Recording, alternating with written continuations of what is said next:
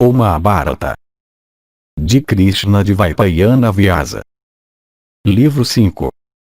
Prajagaraparva. Capítulo 36. Mais conselhos. Dhritarashtra pergunta sobre famílias nobres. Vidura disse: em relação a isso é citada a antiga história da conversa entre o filho de Atri e as divindades chamadas Sadias, como é conhecida por nós. Antigamente, as divindades conhecidas pelo nome de Sadias questionaram o rishi altamente sábio e de votos rígidos, o filho de Atri, enquanto o último estava vagando na aparência de alguém que depende de caridade como meio de vida. Os Sadias disseram: nós somos, ó o grande rishi, divindades conhecidas como Sadias. Vendo-te, nós somos incapazes de adivinhar quem tu és. Parece-nos, no entanto, que tu és possuidor de inteligência e autocontrole por familiaridade com as escrituras. Portanto, cabe a ti discursar para nós em palavras magnânimas repletas de erudição. O rishi medicante respondeu: ó imortais, foi ouvido por mim que por desatar todos os nós do coração pela ajuda da tranquilidade, e pelo domínio sobre todas as paixões, e prática da religião verdadeira, uma pessoa deve considerar o agradável e o desagradável como o seu próprio eu. Não se deve devolver as calúnias ou repreensões de outros, pois a dor que é sentida por aquele que tolera silenciosamente consome o caluniador, e aquele que suporta tem êxito também em se apropriar das virtudes do caluniador. Não se percam em calúnias e repreensões. Não humilhem e insultem outros. Não disputem com amigos. Abstenham-se de companhia com aqueles que são vis inferiores. Não sejam arrogantes e ignóbeis em conduta. Evitem palavras que sejam duras e repletas de ira. Palavras duras queimam e chamuscam os próprios órgãos vitais, ossos, coração, e as próprias fontes da vida dos homens. Portanto, aquele que é virtuoso deve sempre se abster de palavras ríspidas e zangadas. Aquele pior dos homens que é de fala cruel e colérica, que perfura os órgãos vitais de outros com espinhos verbais, leva ao inferno em sua língua, e deve sempre ser considerado como um dispensador de miséria para os homens. O homem que é sábio, perfurado pelas flechas verbais de outros, de pontas afiadas e ardentes como o fogo ou o sol, deve, mesmo que profundamente ferido e queimando de dor, aguentá-las pacientemente, lembrando que os méritos do caluniador se tornam céus. Aquele que serve a alguém que é bom ou a alguém que é mau, alguém que é possuidor de mérito ascético ou alguém que é um ladrão, logo toma a cor daquele seu companheiro, como um tecido da tintura na qual está embebido. Os próprios deuses desejam a companhia daquele que, aguilhado pela crítica, não a devolve ele mesmo nem faz com que outros a devolvam, ou que sendo atingido não devolve o golpe nem faz com que outro o faça, e que não deseja o menor dano àquele que o fere. Silêncio, é dito, é melhor do que conversa. Se você deve falar, então é melhor dizer a verdade. Se a verdade deve ser dita, é melhor dizer o que é agradável. E se o que é agradável deve ser dito, então é melhor dizer o que é compatível com a moralidade. Um homem se torna exatamente como aquele com quem ele vive, ou como aquele a quem ele respeita, ou como aquele o qual ele deseja ser. Uma pessoa está livre daquelas coisas das quais ela se abstém, e se alguém se abstém de tudo ele não tem que sofrer nem a menor tristeza. Tal homem nem derrota outros, nem é derrotado por outros. Ele nunca prejudica nem se opõe aos outros. Ele é indiferente a louvor ou crítica. Ele nem se aflige nem se exalta em alegria. É considerado como o principal da sua espécie aquele homem que deseja a prosperidade de todos e nunca fixa seu coração na miséria de outros, que é sincero em palavras, humilde em comportamento, e que tem todas as suas paixões sob controle. É considerado como um medíocre em bondade aquele homem que nunca consola outros por dizer o que não é verdade, que doa tendo prometido, e que vigia a fraqueza dos outros. Estas, no entanto, são as indicações de um homem mau, ou seja, incapacidade de ser controlado, sujeição a ser afligido por perigos, propensão a ceder à cólera, ingratidão, inabilidade para se tornar amigo de outro, e perversidade de coração. Também é o pior dos homens aquele que está descontente com qualquer bem que possa vir a ele de outros, que é suspeitoso de si mesmo, e que afasta de si mesmo todos os seus verdadeiros amigos. Quem deseja prosperidade para si deve servir aqueles que são bons, e às vezes aqueles que são indiferentes, mas nunca aqueles que são maus. Aquele que é mau ganha riqueza, é verdade, por empregar sua força, por esforço constante, por inteligência, e por destreza, mas ele nunca pode ganhar fama honesta, nem pode adquirir a virtude e boas maneiras das famílias nobres, em alguma das quais ele possa ser nascido. Dhritarashtra disse: os deuses, aqueles que consideram virtude e lucro sem se desviarem de um ou outro, e aqueles que são possuidores de grande erudição expressam uma simpatia pelas famílias nobres. Eu te faço, ó Vidura, esta pergunta: quais são aquelas famílias que são chamadas nobres? Vidura disse: ascetismo, autodomínio, conhecimento dos Vedas, sacrifícios, casamentos puros, e doações de alimento, aquelas famílias nas quais esses 7 existem ou são praticados devidamente, são consideradas nobres. Há famílias ilustres que não se desviam da direção correta, cujos antepassados falecidos nunca são atormentados, por testemunharem os crimes de seus descendentes, que praticam alegremente todas as virtudes, que desejam aumentar a fama pura da linhagem na qual elas são nascidas, e que evitam todos os tipos de falsidade. Famílias que são nobres decaem e se tornam inferiores devido à ausência de sacrifícios, casamentos impuros, abandono dos Vedas, insultos feitos a Brahmanes. Famílias nobres decaem e se tornam vis devido aos seus membros desconsiderarem ou falarem mal dos Brahmanes, ou a apropriação indevida, ó Bharata, do que foi depositado com eles por outros. Aquelas famílias que são possuidoras de membros, riqueza e gado, não são consideradas como famílias se elas forem desprovidas de boas maneiras e boa conduta, enquanto famílias desprovidas de riqueza, mas distinguidas por boas maneiras e boa conduta são consideradas como tais e ganham grande reputação.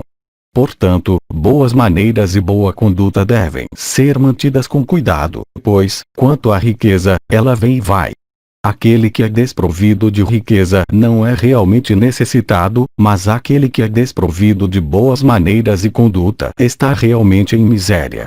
Aquelas famílias que são ricas em vacas e outros bovinos e nos produtos do campo não são realmente dignas de respeito e fama se elas forem deficientes em boas maneiras e boa conduta. Que ninguém em nossa família seja um fomentador de disputas, ninguém sirva a um rei como ministro, ninguém roube a riqueza de outros, ninguém provoque dissensões internas, ninguém seja enganador ou falso em comportamento, e ninguém coma antes de servir aos rishis, aos deuses, e aos convidados. Aquele, em nossa família, que mata Brahmanes, ou nutre sentimentos de aversão por eles, ou impede ou prejudica de alguma maneira a agricultura, não merece se misturar conosco.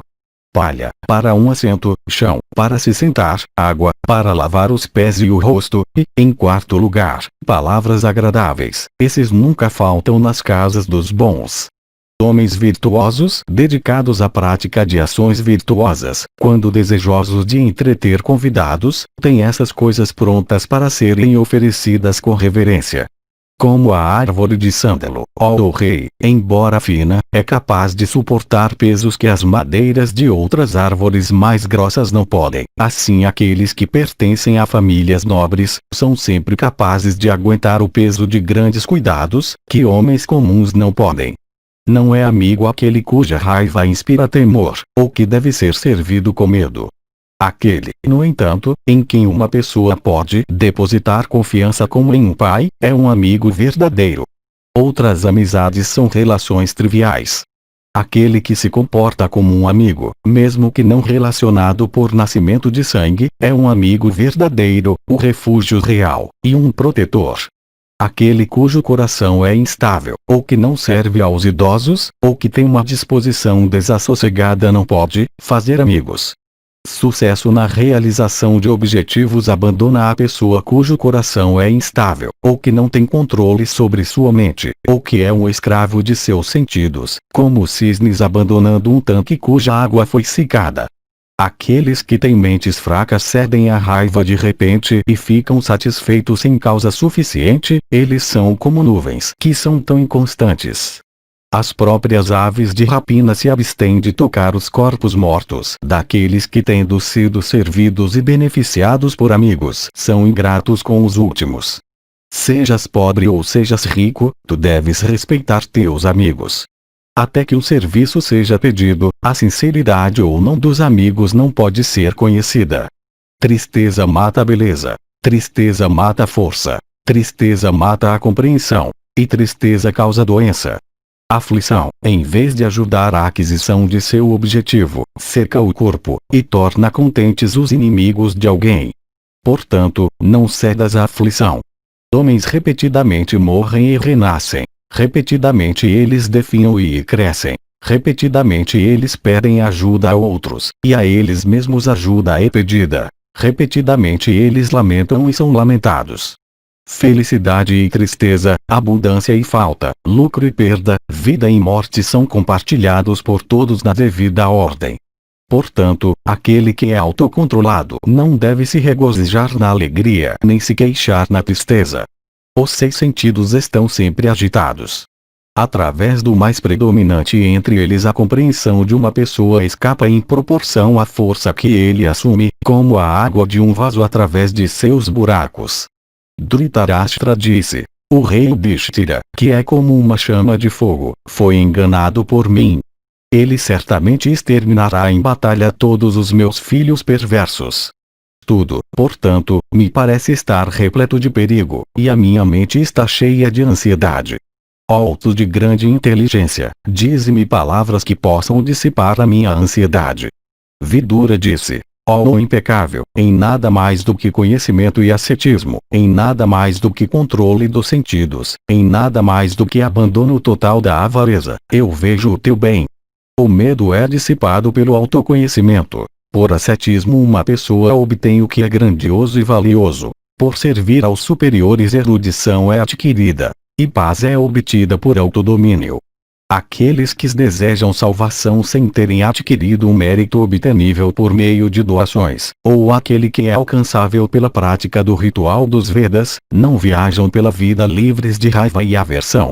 A felicidade que pode ser derivada de um método judicioso de estudo, de uma batalha lutada virtuosamente, de austeridades ascéticas realizadas rigidamente, sempre aumenta no fim.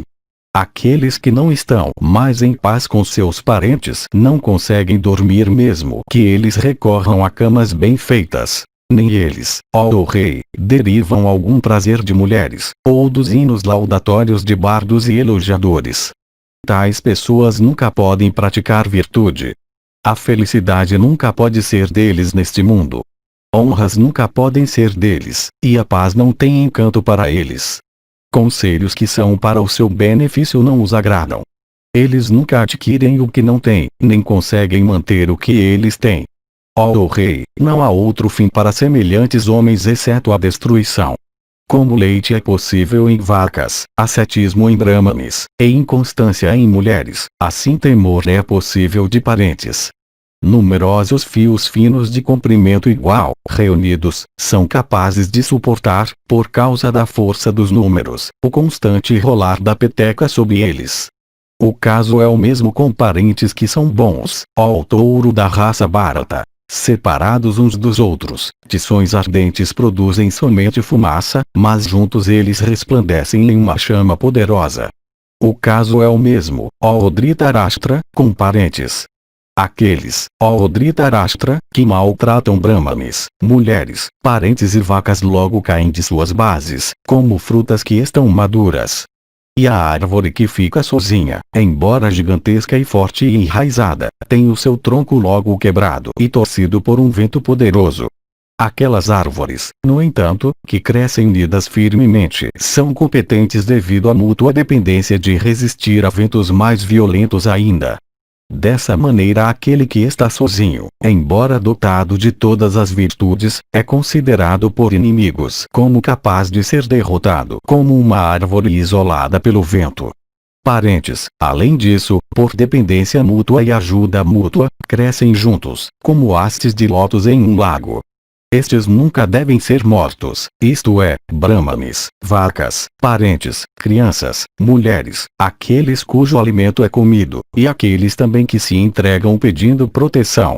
Ó rei, sem bem-estar nenhuma boa qualidade pode se mostrar em uma pessoa. Se, no entanto, tu estás com saúde, tu podes realizar o teu bem, pois está sem força aquele que está adoentado e mau. Ó rei, a raiva é um tipo de bebida amarga, pungente, acre e quente, dolorosa em suas consequências. Ela é uma espécie de dor de cabeça não nascida de nenhuma doença física, e aqueles que não são inteligentes nunca podem digeri-la. Ó rei, engole-a e obtém paz. Aqueles que são torturados por doenças não têm gosto por prazeres, nem eles desejam alguma felicidade da riqueza. O doente, de qualquer modo, cheio de tristeza, não sabe o que é felicidade ou o que são os prazeres da riqueza. Vendo Draupadi ganha no jogo de dados, eu te disse antes, ó rei, estas palavras: aqueles que são honestos evitam fraude em jogo. Portanto, para Duryodhana, tu, no entanto, não agiste segundo as minhas palavras. Não há força que seja oposta à suavidade. Por outro lado, força misturada com suavidade constitui a verdadeira política que deve sempre ser adotada. Aquela prosperidade a qual é dependente da desonestidade somente está destinada a ser destruída. Aquela prosperidade, no entanto, que depende de força e suavidade passa para filhos e netos de fato. Que, portanto, os teus filhos apreciem os Pandavas, e os Pandavas também apreciem os teus filhos. Ó rei, que os Kurus e os Pandavas, ambos tendo os mesmos amigos e os mesmos inimigos, vivam juntos em felicidade e prosperidade. Tu és, hoje, ó rei, o refúgio dos filhos de Kuru. De fato, a família de Kuru, ó Ajamida, é dependente de ti.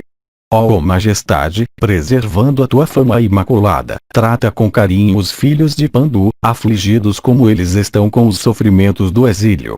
Ó descendente de Kuru, faze as pazes com os filhos de Pandu.